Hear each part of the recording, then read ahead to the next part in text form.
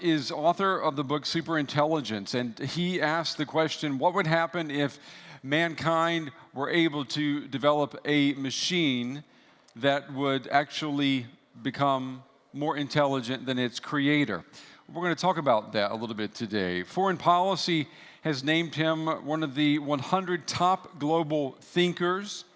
He's professor of philosophy, and he is director of the Future of Humanity Institute at Oxford University. If you would, please join me in giving a warm round of applause, a warm welcome to Professor Nick Bostrom. Hello. Thank you. Thank you very much. So I want to zoom out a little bit and look at the bigger picture here. Let me just say a couple of words. We are this interdisciplinary research group. We have mathematicians, philosophers, computer scientists, economists working to try to think carefully about the really big picture questions for humanity. And one of our major focus is on artificial intelligence and where that might lead to in the longer run. I think that this will be a big deal. This is a different presentation.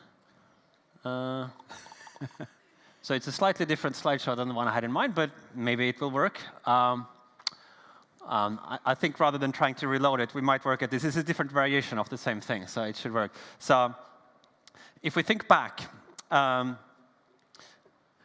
what has happened to date, we can reflect on the fact that the modern human condition is this huge anomaly.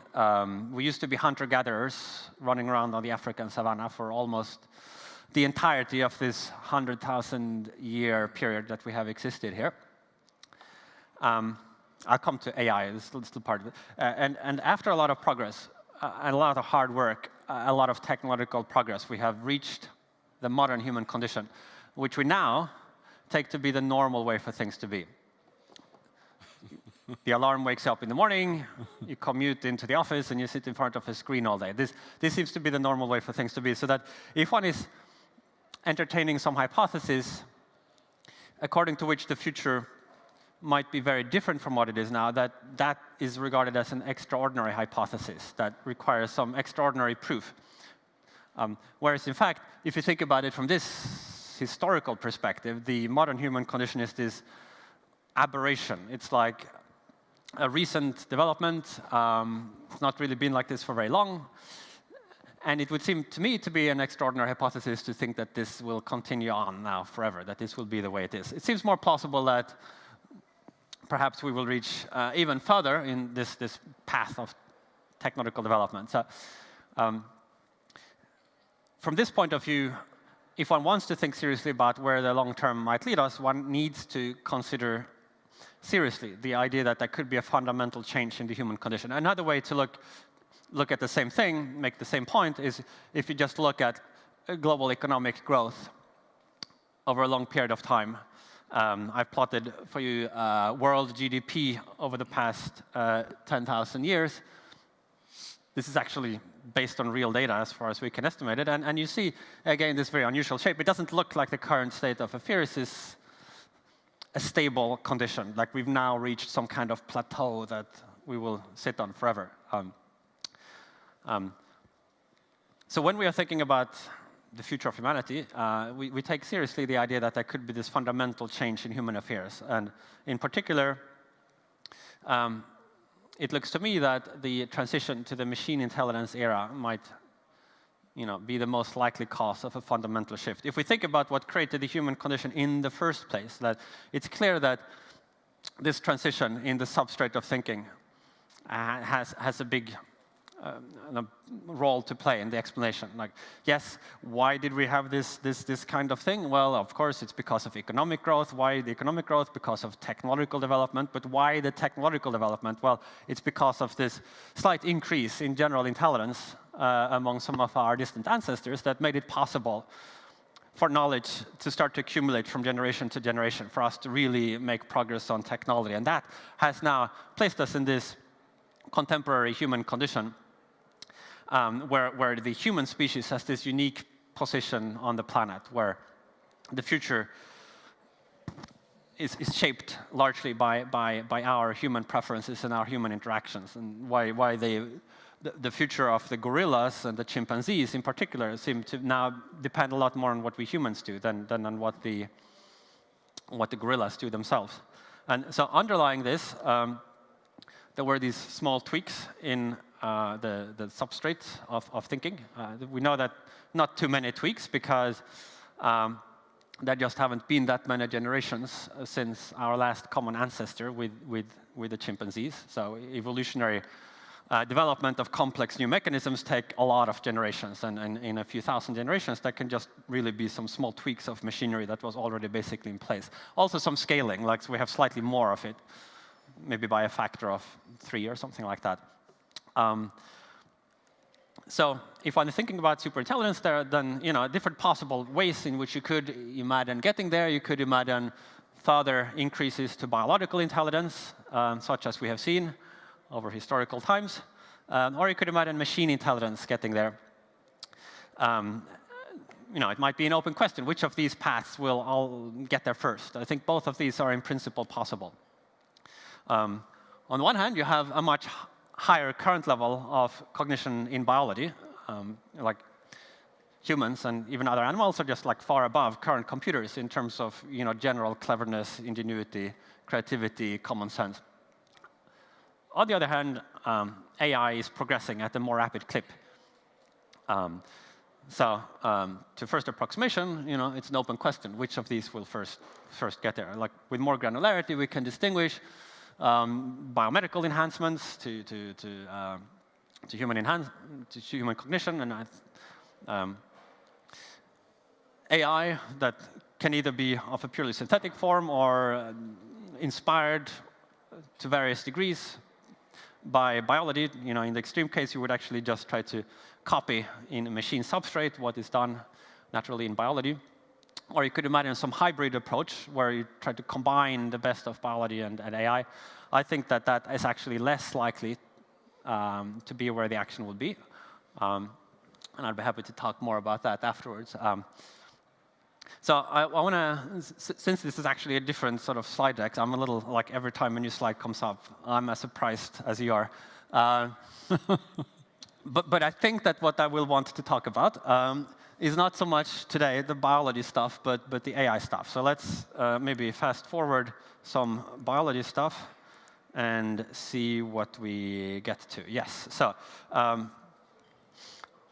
because I only have limited time. So on the AI thing, I want to say a few things. So when people think about artificial intelligence, typically what might spring to mind are these past milestones that have occurred. The defeat of Garry Kasparov by Deep Blue. Big event at the time it happened. Now it no longer looks so big because we don't think of chess anymore as this best test of general intelligence. But before, a lot of people thought that chess was really the epitome of an intellectual task, something that required deep logical thinking, strategy, a really hard challenge. But we kind of changed our perspective on that once machines succeeded. There has been a lot of progress in legged locomotion, self-driving cars, more recently the quiz show Jeopardy, kind of trivia show where IBM, again, produced this Watson system that defeated the all-time human champions. More recently, the DeepMind company, now part of Google, developed this algorithm that can learn to play a bunch of these Atari games. You might remember these from when you grew up, kind of relatively simple computer games. But the interesting thing there is not that you can build an AI that can play one of these Atari games, like big deal, but that now you have a computer game that can learn to play any of a wide set of these very different Atari games, just by looking at the raw pixel feed.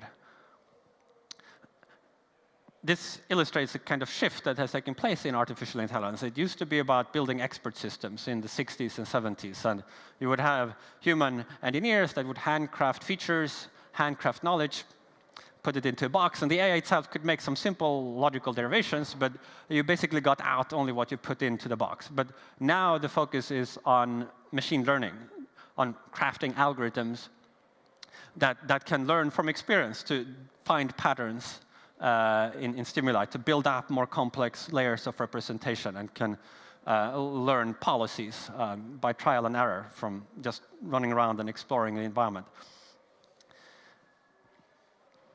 Even more recently, I mean, as in just a few days ago, there was this big, I don't know if you followed it, but in Asia, the game Go is kind of what, it's probably bigger than chess is in the West. And DeepMind succeeded in beating like this legendary human player, Lee Sedol, in a 5-game match, won 4-1. Go has long been like regarded as far more difficult for computers to do because it relies a lot more on visual intuition and recognizing patterns in a complex. So you can't kind of just logically think your way through very deeply into the search tree. And there's been a rapid progress in that like since last year, and so this was a big triumph just recently. And this relies on a recent class of machine learning algorithms that has evoked a lot of excitement in the last couple of years, deep learning. And these are basically neural network algorithms, like multi-layered neural networks that look at kind of raw like perceptual data, and then in each layer, rough rules, extracts more and more abstract features and properties that are present in the input, but not specified by the programmers. It just kind of learns to find these patterns. Also, it used reinforcement learning algorithms, which is a fairly general framework for developing plans and policies.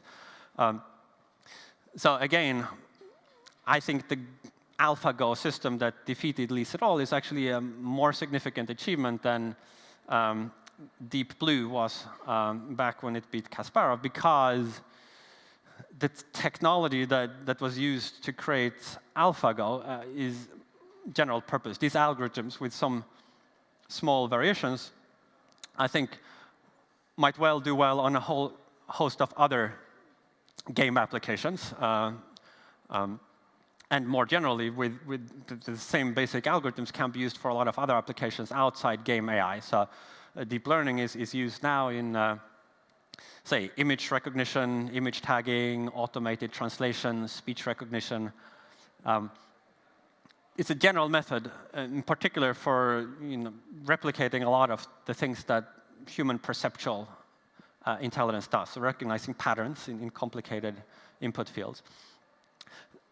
And so this is the way I think that AI will eventually be achieved, full general AI. It will be through machine learning by crafting algorithms that get better and better at learning, finding patterns, at planning, rather than by sort of human experts sitting down in groups and handcrafting module after module that then, over time, eventually amounts to everything. I think it will be the same general purpose ingenuity that makes us humans clever that will also eventually make machines clever.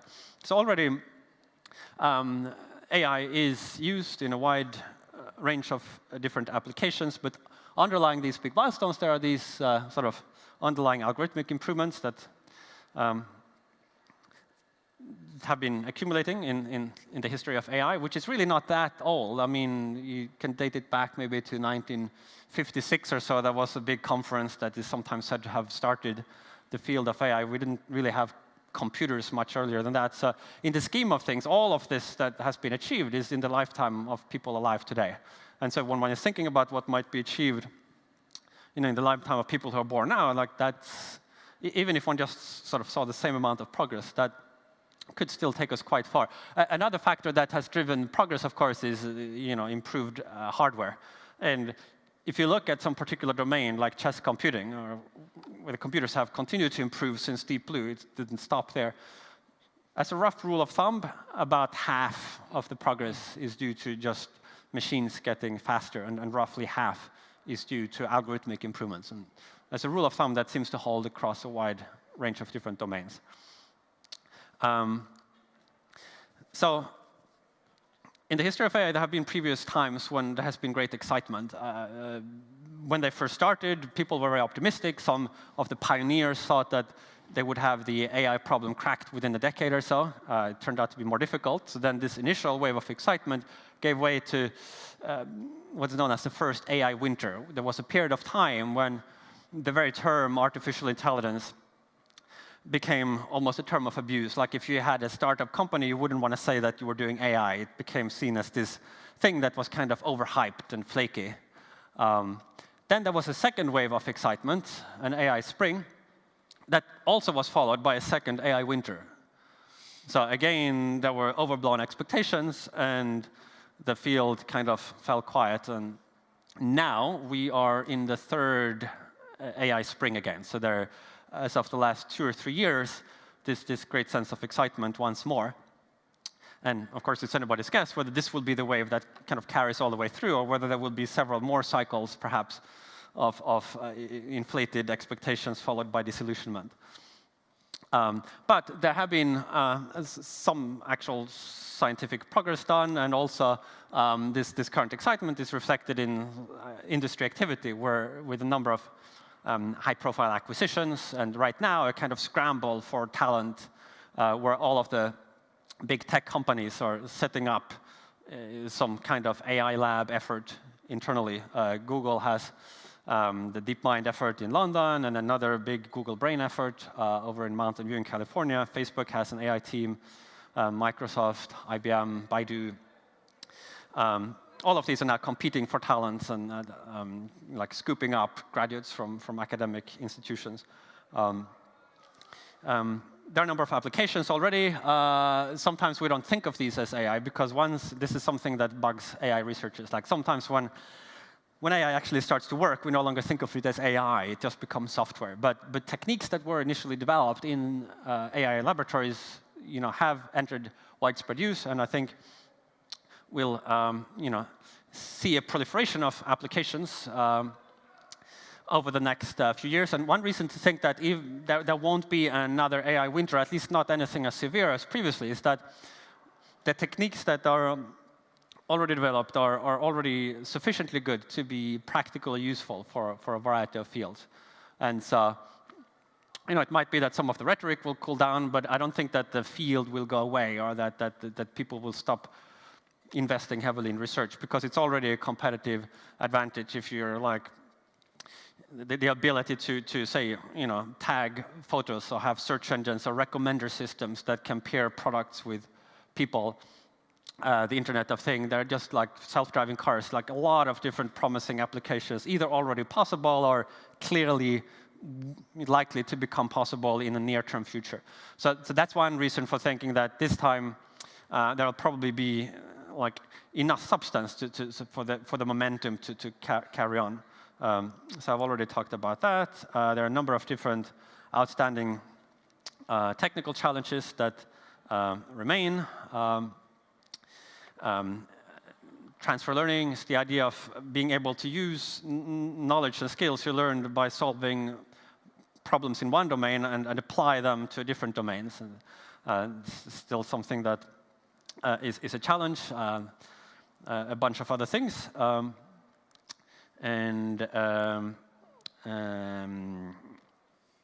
This raises a number of issues that people like to talk about that are more near-term, like the ones on this. But the bulk of our focus is really what happens if and when AI goes all the way. And because I don't think that it's going to make a few more incremental advances and make spam filters slightly more efficient and then stop there. I think from the very beginning, the ambition has been in artificial intelligence to do all the things that humans can do. And I think, failing some big sort of civilization-wrecking catastrophe, I think that we will, move down that pathway. And we don't know how far away it is, but if it's possible, I think we will eventually get there. And that, I think, raises a very different kind of challenge to all of these near-term issues. Because at that point, what you have is not just one more technical innovation. You don't have just one more cool technology, like one more instrument. You really have, at that point, the last invention that humans will ever need to make, if you think about it. So once you have machines that first match us in general intelligence and then exceed human general intelligence, then that machine intelligence will itself be able to drive further innovation faster and more efficiently than human brains can do. Right? And so what you have, I think, with the development of general machine intelligence is really this general purpose technology, the effect of which will be a kind of telescoping of the future. So if you think of all the things that you might imagine human civilization to be able to do in the very long term, like if human scientists could work on the problem for 40,000 years, maybe you would have a cure for aging, let's just say, right? Or you would have space colonization, you would have all kinds of stuff you could imagine in the really long run. But all of those things that might be far away, if we imagine progress continuing by human scientists making that progress, I think all of those things might happen quite shortly after the development of machine superintelligence. And another big fundamental difference is that you have here potentially not just a tool, an extension, but something that in itself might have agency. You might have superintelligent artificial agents, things that themselves can make plans, can have criteria for choosing between plans, can have preferences, and are able to anticipate, say, our reactions to their choices. This, again, makes it very different from all kinds of other technologies, kind of inert, or at least not actively kind of trying to plan around our anticipated reactions. And so for these two reasons, because superintelligence could be extremely powerful, for the same ultimate reasons that humans are very powerful relative to other animals, like why the fate of the gorilla is now in human hands rather than in the hands of the gorillas, because we are slightly smarter. For the same basic reasons, superintelligence can be very powerful relative to us, I think. Because of that, and because they could have artificial agency, they could themselves have goals and criteria, and act as optimizing machines on the world using criteria that need not necessarily match ours, I think that this transition to the machine intelligence era could be associated with significant existential risks. That it could be like one of the most hazardous things that will ever have happened, like that could have extremely beneficial consequences for the world if the transition goes well, but also it's the kind of thing that we might only get one shot at getting right, and if we make an error there, it might be irrecoverable.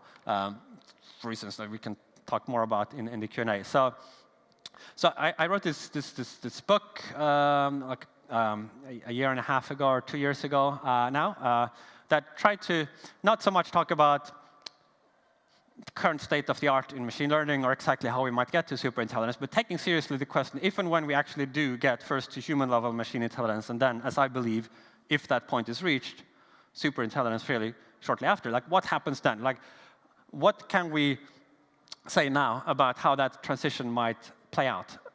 What are, in particular, the ways in which it could go wrong?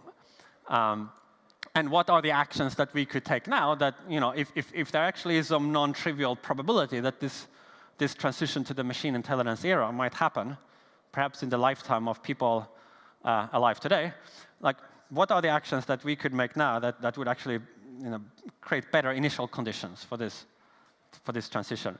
Because it seemed to me that this just was like maybe the most important thing that will happen in this century, and it was almost entirely neglected and ignored, certainly by academia.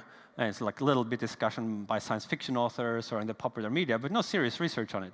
That just seemed that it had to change. And so there has actually been some shift since then, over the past couple of years. A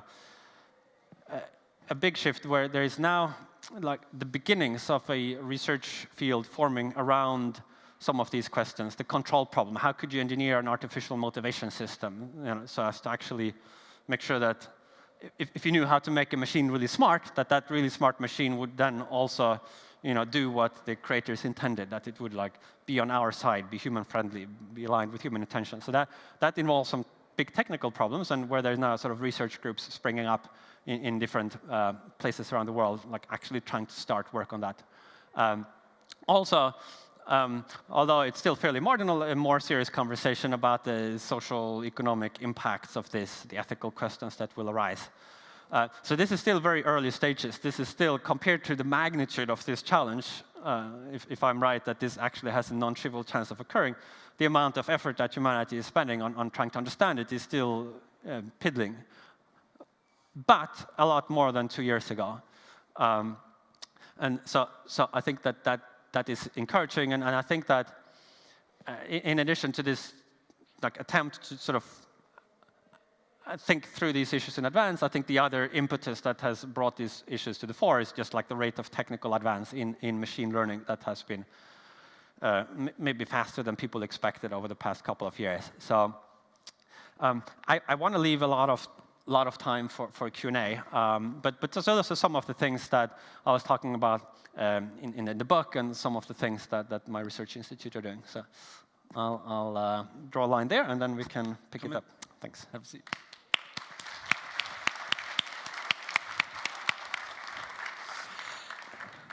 Thank you very much for that presentation. Do you think that we are going to reach this level where artificial intelligence does become smarter than us? Is that going to happen in this century, without a doubt? Not without a doubt, no. I think these things, in general, major distant future technical breakthroughs, it's just not possible for us to predict with very much timing precision how long they will take. But it feels like it's just around the corner, doesn't it? I don't think it feels like it's just, well, it depends on, like, what do you mean by just around the corner? Well, I mean, you and I, when we talked a couple of weeks ago, we were talking about the notion of artificial intelligence and people thinking it's something that's still, it's in the realm of science fiction. But, you told me on the phone, even using Google, using a search engine, that is a form of artificial intelligence. So AI is already here and has existed for a long time. So that's kind of behind several corners back. Yep. So I guess in general, one wants to be very careful about what one means by it. So if we want to form some hypothesis about the future, before we decide whether we believe it or not, we want to make sure we don't know what the hypothesis actually says. So clearly there will be action in machine intelligence and machine learning in the near future. Things are moving rapidly now. It's going to continue. But I think this transition to the point where machines can substitute for human laborers in all fields, in particular in fields like scientific creativity, and have the same general purpose, smartness. That's a much more radical proposition, where different people have different views about how far it is. We did a poll a couple of years ago of some of the world's leading AI experts, and one of the questions we asked there was, by which year do you think there is a 50% probability that we will have human-level machine intelligence, which we defined for the purposes of that poll as being able to perform virtually all jobs, at least as well as a human adult, typical human adult. And the median answer to that question was 2040 or 2050, depending on precisely which group of experts you asked. But with a large spread on both sides. But that's not talking about having a level of consciousness the way you and I, the way we all have. Well, it's a completely different ballgame. Consciousness is possibly a separate question. I think that these machines could have an extremely strong impact on the world, whether or not inside of them there is subjective, qualitative experience or not. So to some extent, you can bracket the question of consciousness and focus just on this kind of performance aspects of intelligence. As long as they have very high intelligence, problem-solving capability, the ability to find plans that reliably achieve an outcome, that is already enough for this possible technology to have enormous transformative impacts. I mean, you said we may only have one chance to get it right. Why is that? I mean, because one scenario that you're painting there is that we're going to have these machines that are smarter than us and that want to do good things for us. They want to cure cancer. They want to find the answer to aging. Why would they want to help us? Well, so they are not one fixed thing. There's a huge space of possible artificial minds, possible systems that could exist that are consistent with laws of physics. We will reach into that space of possible designs and pull out one or a small number of things that we will actually choose to make real. Okay.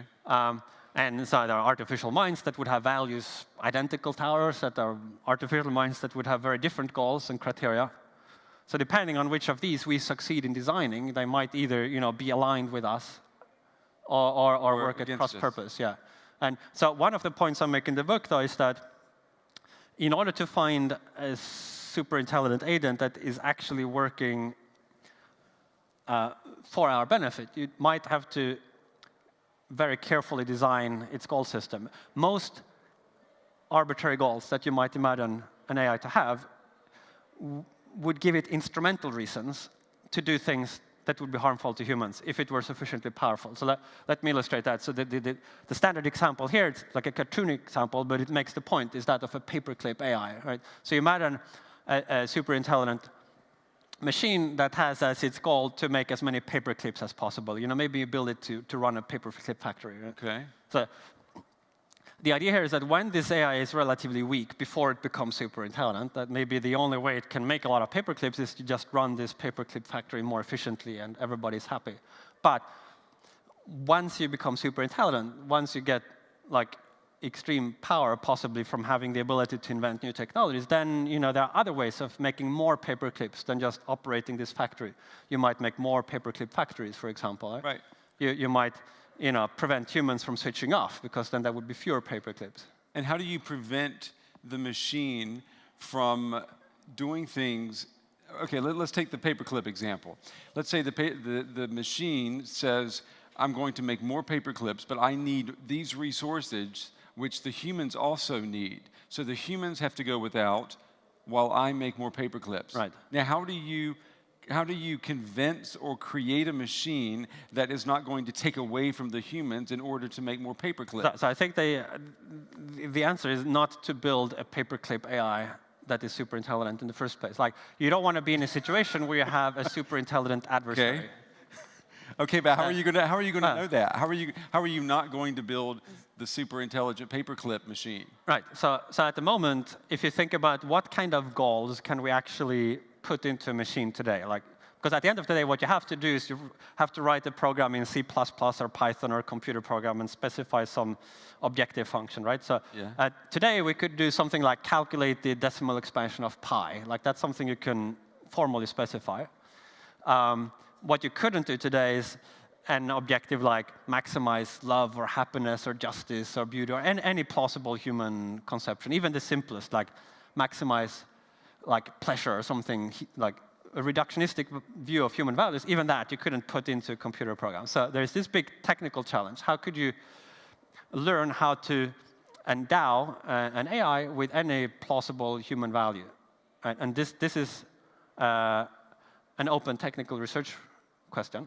There are different approaches. Broadly speaking, the idea that you would solve this problem by creating a long list of everything we care about and then sort of putting each item in, that just looks hopeless. It's not going to work. What about creating a supercomputer or an intelligent computer that feeds some very base human desires? For example, sex, sexual pleasure. Why not create a machine that is super intelligent, that sees its only duty in life is to make sure humans maximize their sexual pleasure? Well, is that something feasible? There is a general syndrome here. So one can, I'll discuss that particular one, but yeah. It's important to generalize from the. So in general, you try to create some. You make a guess at what would be a good thing. Then you realize that there is a sort of unintended way for the AI to achieve that goal. So say pleasure, sexual pleasure, or pleasure in general, the way you would actually maximize that, it seems, would involve, as a first approximation, you would want to take direct control of the human neurophysiology of pleasure, not just move things around in the external world. You would want to directly operate on the pleasure mechanism in the brain. Then you might do away with the body, most of the rest of the brain. You need the visual cortex. Maybe that's just inefficient. Then maybe you do away with human neurology altogether. Maybe you could instantiate pleasure more densely in matter by building, say, computing machinery that's just optimized for performing a kind of pleasure-reward loop. Yeah. And so you might get a future where the future light cone is consisting of some matter organized in a structure that just maximize the instantiation of whatever algorithm, according to your definition of pleasure, would qualify.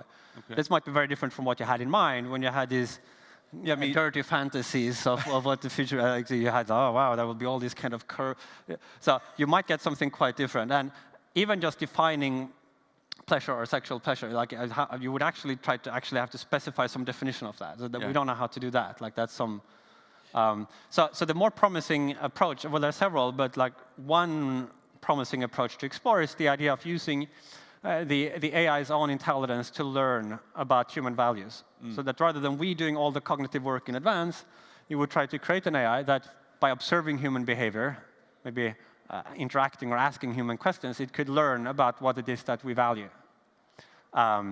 And if it's super intelligent, a super good learner, it would be very good at learning what we value. But and then the second component is that it would then also have to be designed in such a way that it cares about what it learns that we value. So it's one thing to learn that you want X, but if I don't care about what you want, the disaster might still be outcome. So you would have to engineer its motivation system such that it would be motivated at any given point in time to choose its actions based on its evolving guesses about what it is that we want, something like that. And that's one of the avenues that is being pursued. I mean, you're describing the character Data from Star Trek and The Next Generation, right?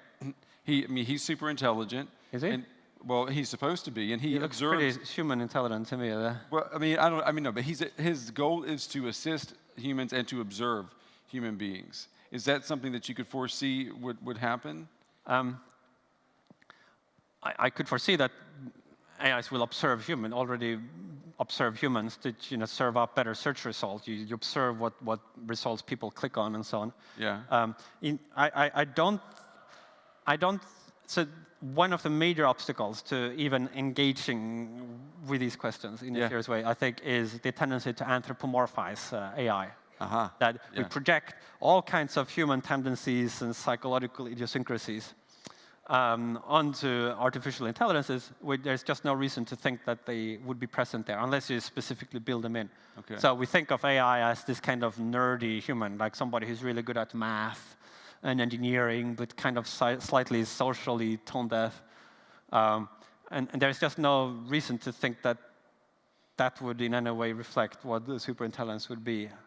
How would we ensure that something that is super intelligent would care about us?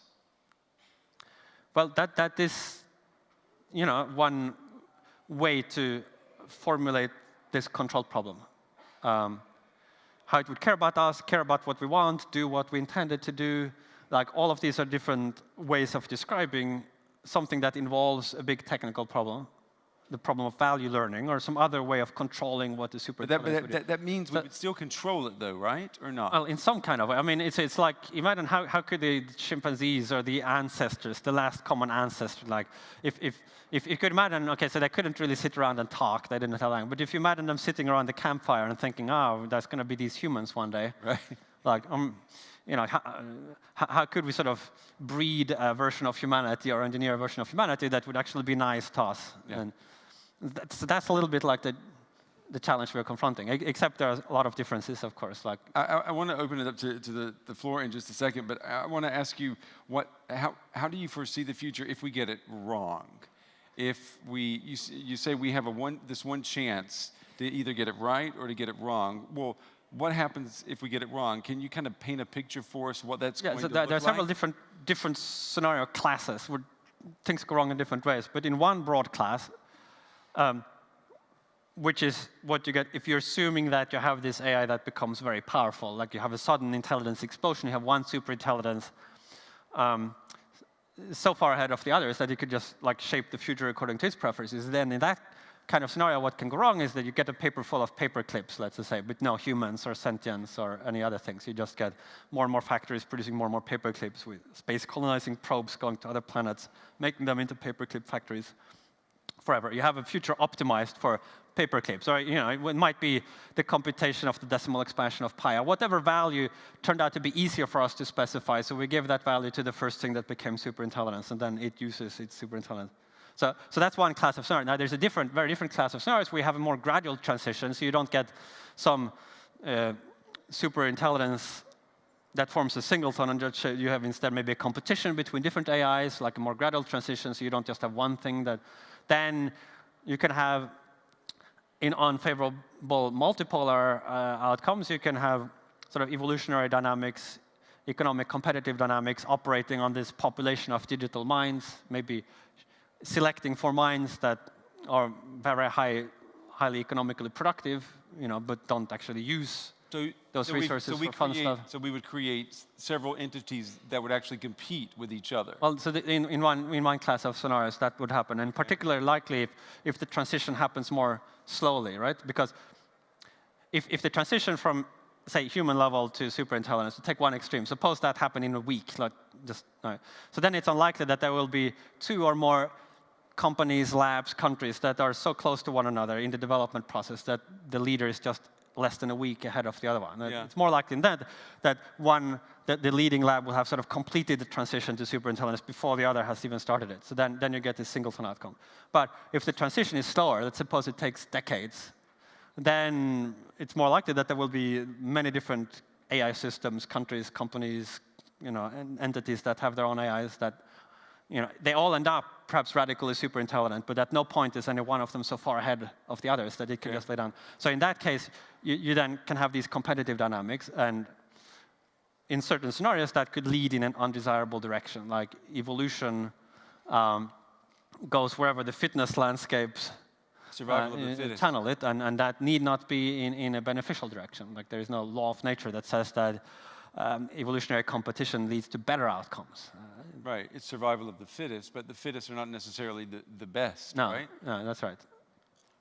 What about a vision, and I'm sure everyone has thought about this at some point, like from the Terminator movies, where the computers actually become conscious and decide that humans are in the way and want to get rid of us. Can you see that type of existential threat arising? Well, so if you remove the suddenly get conscious part of the question, Okay, and I'll you take remove that the out. Terminator part of the Okay. question, then... I mean, I'm trying to make it accessible to Yeah, everyone.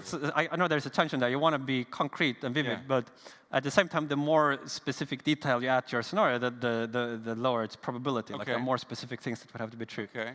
So yeah, the suddenly get conscious is just not a necessary part of the scenario. And in general, like anything that you see in a science fiction movie or a Hollywood movies is... It's hard enough to get like the future right, even if all you're trying to do is to get the future right. But if at the same time, you're also trying to tell a compelling story where there has to be human protagonists that, face a sequence of gradually increasing challenges and then come together at the end. So, like, then the intersection between good story scenarios and plausible futures might just be empty. Yeah. But at the more abstract level, is it possible that there could be superintelligence that would act on the world in such a way as to remove humans and human values? I mean, I think that's among the scenarios that you want to that you want to assign probability to. And okay. Well, what kind of probability do you assign to it? I'm not sure I would have a precise number ready. I think large enough that it's worth putting in effort today to reduce it, right? It just looks like a very major transition, and even if all you could do, like suppose the best you could do by working hard on this for decades with like hundreds of people around the world working on it, even if you could just reduce the existential risk by 1%. Like that, in expected value terms, might be the best investment that anybody ever made.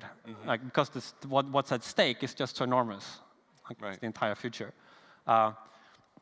And so, in a sense, the implications for what we have reason to do now don't depend very sensitively on what the level of risk is. Like if you thought the risk was extremely small, like 1 in a billion or something, then maybe you should just ignore it. But whether the risk is, 1% or 10% or 50%, like it still means that we should probably focus a lot more on, on this issue today than we are. Do you have problems sleeping at night? I had problem sleeping last night because I had to get up too early. I missed the flight, and it's a big story. But I mean, when you're dealing with these types of scenarios and talking about existential threats to humanity, do you worry about? For the most part, it becomes like any other problem you're working on a long-term basis.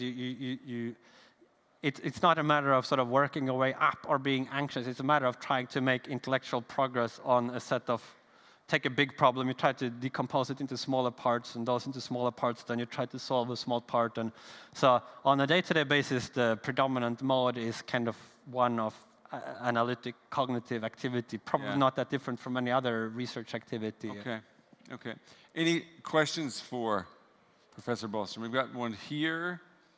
Oh, we got a lot. Okay, let's see. I see 1, 2, 3, 4, 5. Okay, go ahead. Start? Okay. In the last years, we've been a lot of progress using neural networks to solve issues or problems that we cannot code into algorithms. Do you see a possibility that these neural networks will be used to teach these neural networks to learn faster? So actually, the neural networks will be used to improve artificial intelligence method, models, stuff like that. Yeah, so in very limited ways, you can already see it. You could have various forms of architectures where you say first train a big neural network, and then you try to use that to train a more efficient, smaller, faster neural network.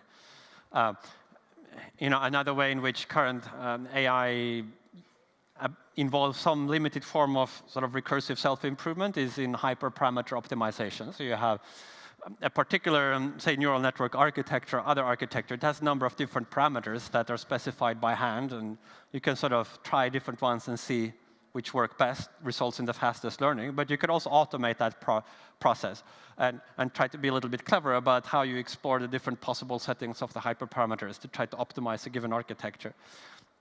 So I think that there will be like more things like that tried. I mean, at some point, and one way in which you might get at some point an intelligence explosion, like a very rapid growth, is if and when you have AI that becomes very good at improving AI. So if you in specific get a kind of superintelligence specifically in AI research, computer programming, then that might be a specialized form of superintelligence that very quickly results in general superintelligence, because that's the specific kind of superintelligence that you need to kind of bootstrap to the rest.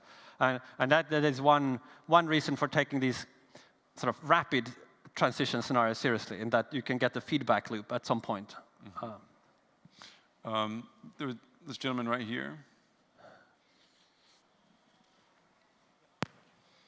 Nick, yeah, do you think we will actually recognize this transition to superintelligence, because it may just continue quite unnoticeably, and that we may actually already be a paperclip factory as humanity now, from the point of view of our ancestors? Yeah, so you could, if you think, so an individual human biological is not really that different from 10,000 years ago, but as a culture, like as a society, we can accomplish feats that are sort of superhuman. We can build rocket ships that go to the moon and stuff like that. And so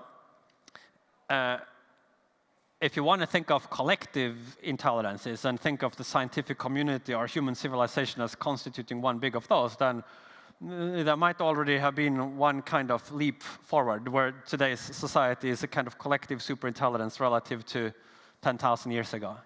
I mean, it doesn't say anything about, and it doesn't in any way, as far as I can see, reduce the possibility that you might have a second transition, say, to a different medium, machine intelligence substrate, of a similar magnitude or larger, that might be a lot faster than this slow accumulation of institutional knowledge and accumulated scientific knowledge and cultural knowledge over the several thousand years. And that all the same issues would arise. So it's not so much a concern about sort of the metaphysical status of human beings. It's more a concern about what, in a very concrete, material way, would be the impacts of having introduced into the world this extremely powerful optimization mechanism that might operate on timescales far faster than humans, and that would be superhuman in anticipating, say, our responses to it and figuring out plans to achieve its goals. Okay, right here. Thank you for the presentation. I just would like to ask you about the intelligence is a product of many things. So for the intelligence of the machine and the intelligence of the human, do you see that the inputs are similar? Because from my point of view, I see that the interaction with the environment around the intelligence, which create inventions, as example, is not there in the machine intelligence. So what I really believe that the human intelligence will be always in ahead of the machine intelligence, because the factors resulted in the machine intelligence is a little bit less than the factor resulted in the human intelligence. The factors, so I'm not sure. And so it's certainly the case that when we achieve some impressive technological feat today, it's usually not one person sitting in a room for 10 years kind of creating it out of things. It's like a whole institution of people that soak in knowledge from other parts and interacting. I'm not sure how you got from there to the idea that humans will always be the dominant form of intelligence. Because humans have much more inputs from the entire environment. I mean, like the So this, need not hold. Like a computer can have a lot of inputs. You could have, so a human has like 2 eyeballs. Like a computer could have 1 billion video cameras. It could have any number of sensors. They could all be linked up. You could have, if to the extent that sensory perceptual input is necessary, you could have machines that surpass humans in that just as much as machines that surpass humans in the processing capability. In fact, we are much further ahead in the sensor technology. We already have like video cameras with high resolution and microphones and all of that stuff. I don't see that as a limit, really. I think it's the sort of the brain part that will be the last bit to fall into place. And you might have more than one AI as well. I mean, these are both scenarios that it's not as if we have to imagine one AI versus 7 billion humans. You might imagine having, many more AIs than you have humans in some scenarios, although the individuation here becomes more problematic. It's whether you have one or many, once they are tightly networked and can share information, like that very distinction itself becomes maybe less relevant. So my last comment, do you think that this intelligence of the machines can invent something in the future? Whether machines can invent things in the future? Yes. Yeah, so if you have superintelligence, it can certainly invent things. Even before that, you could have limited inventions. So we have already, there are like limited inventions that have been done wholly or partially by AI.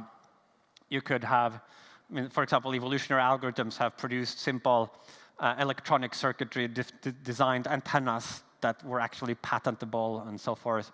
You have, in limited ways today, you have like these kind of neural networks can be used to generate artworks. There was recently an exhibition, based on some of this inceptionism work that you can get from running these deep neural networks.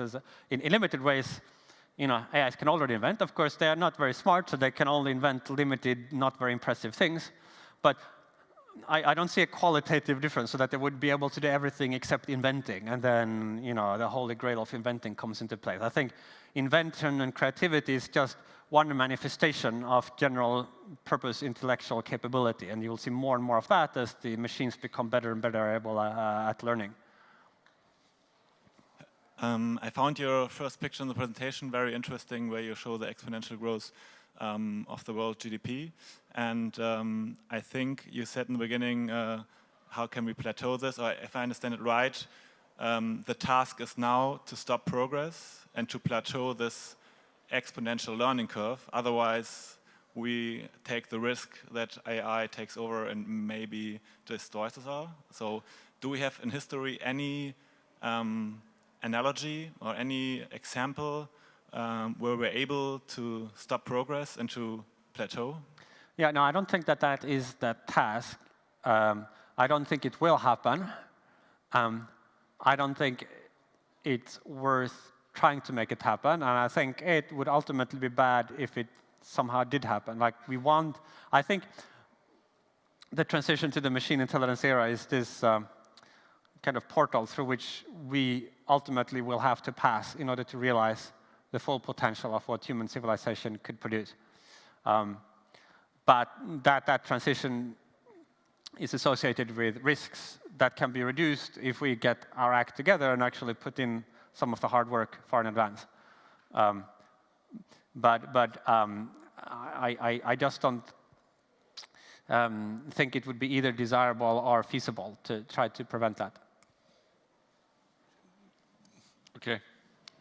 Ja, ich habe auch noch eine Frage. Sorry, I also have a question. Our goal with industrialization 4.0 is that machines should replace humans. And it goes on with 5.0 and so on, surely in the same direction. And all the machines are connected. So therefore, there will be not only one machine, probably in future, which may be more intelligent or stronger than we are. It will be a kind of network. See, all machines at all work as one, probably. So what was your question? And the question is there any kind of point of no return to your vision of probably that the machines take over? Like in the evolution, we took the top place, maybe the machines one day take the place. And is there any kind of point of no return where we can avoid that? No, I mean, I think that the scenarios in which the machine intelligence transition fails to happen are, for the most part, existential catastrophes. Like that is, human civilization might permanently destroy ourselves beforehand with maybe some bioterrorism or some other technology, like nuclear war, or some other way that we might permanently destroy our future. I think some of those, should be taken seriously, and there could be ways in which we could fail.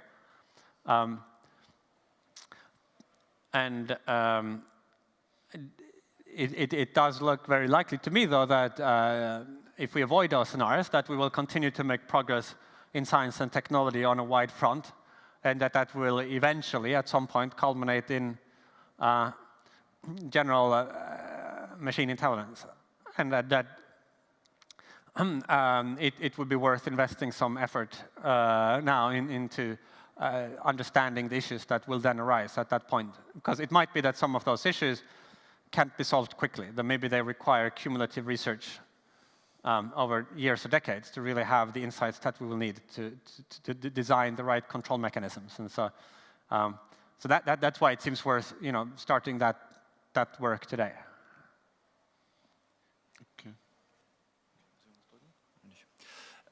You were touching the point of consciousness a couple of times during your discussion, and I would like to know what sort of gap do you see between consciousness and artificial intelligence?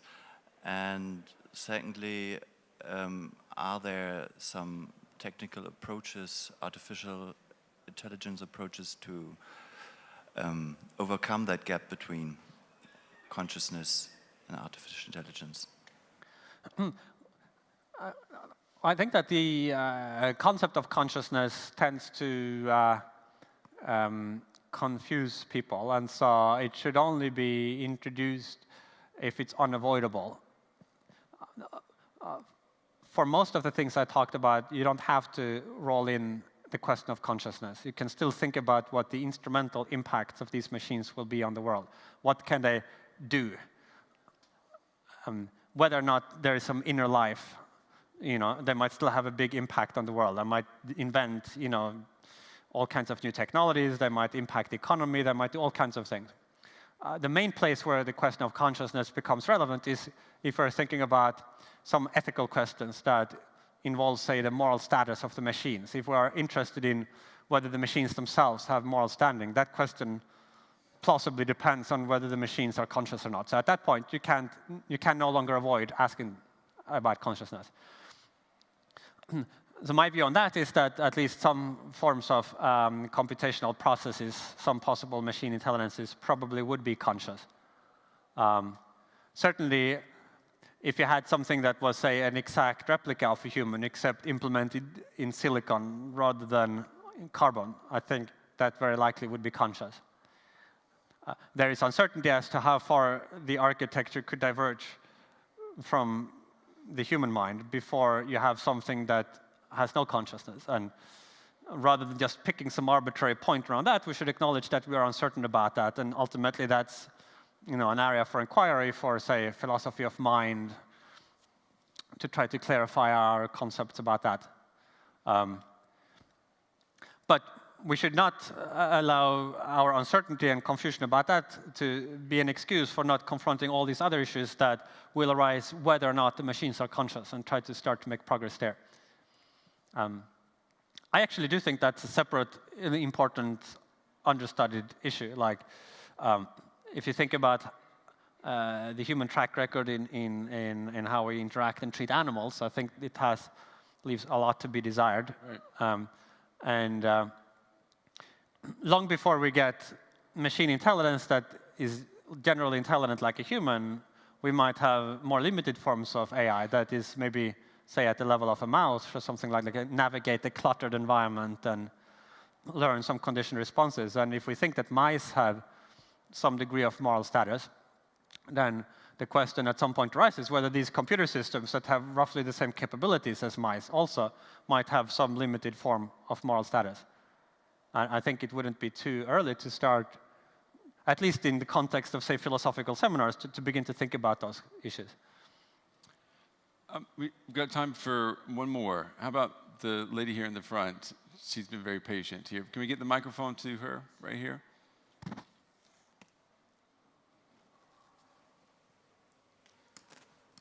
Thank you.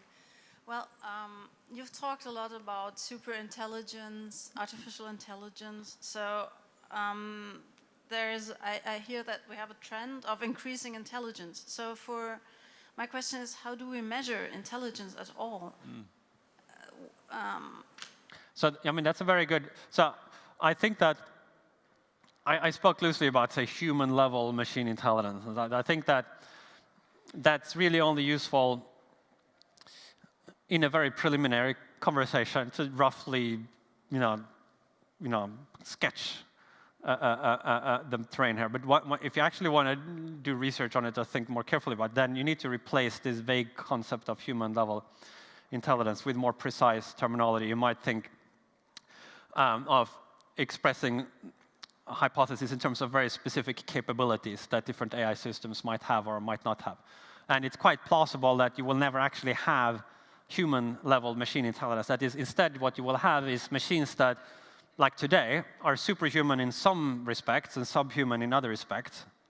Like they're much better at multiplying big numbers, like a lot less capable in common sense. And then at some point, you will have machines that are super intelligent in all respects. But at no point might you have machines that are sort of roughly comparable to humans in all respects. So I think that that's a very valid observation, that the concept of intelligence is, to the extent that it makes sense when we think of humans, because human intellectual faculties tend to be clustered. That is, there is some correlation between being good at different things.